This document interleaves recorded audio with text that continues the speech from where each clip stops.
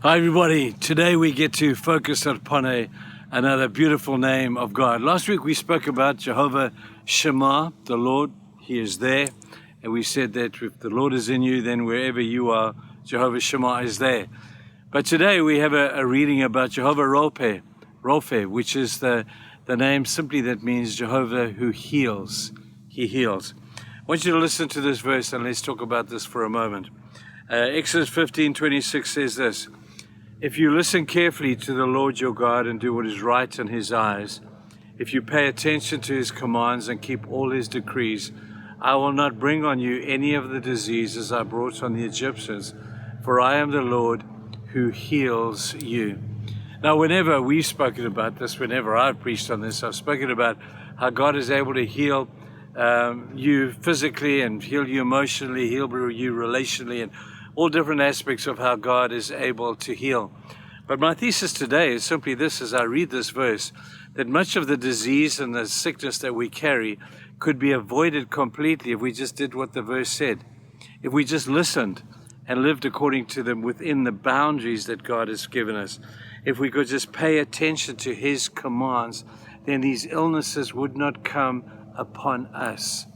He promised to the Israelites health and prosperity if they just stayed within the boundaries. If they just stayed within the laws and the commands of God, God promised them that they would not need to be healed because they would not be sick. And so a lot of the sickness and the illness that we have today, I have to tell you, is probably as a result, not all, but probably as a result of us moving outside of the boundaries that God has established, disobeying the commands of God. Some of the illness that we suffer today and our need for healing, we would never need to be healed if we just did that. Now, the children of Israel in the book of Exodus, where this reading is taken upon, were exactly like that. There was an occasion where they grumbled against God again, and God brought snakes amongst them, and they bit the people, and the people got sick, and many of them died.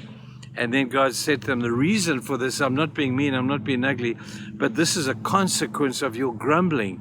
This is the consequence of your not trusting me. And now you have to pay the price. It breaks my heart, but you brought this upon yourselves.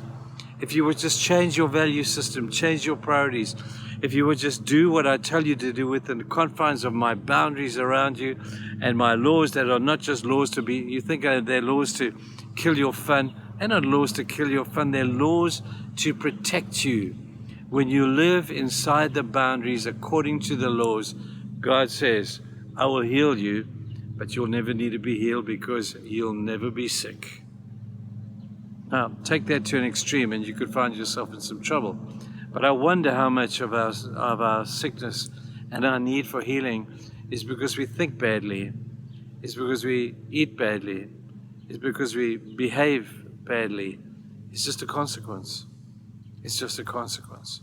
But then the beauty of the grace of God is such that God says, man, even when you mess up, even when you do the things that are outside of my will for you, I'm still the God who loves you. I will never reject you. I will heal you. Just get back within the boundaries. Live according to the commands and the laws of God. And for many people, they need to hear today that your healing is in your hands. God tells you how to get it. I hope that you'll find it. I hope that you find it a reality. I know it should be true in my life, but don't take it extreme, because some illnesses are just illnesses, and some happen because of what we've just been saying. Stay in the boundaries, people. Stay in your lane and obey the commands of God, and watch what happens to you in your emotions, physically, in your relationships. You'll be well. God promises that. Have a good day. We'll see you soon. Bye.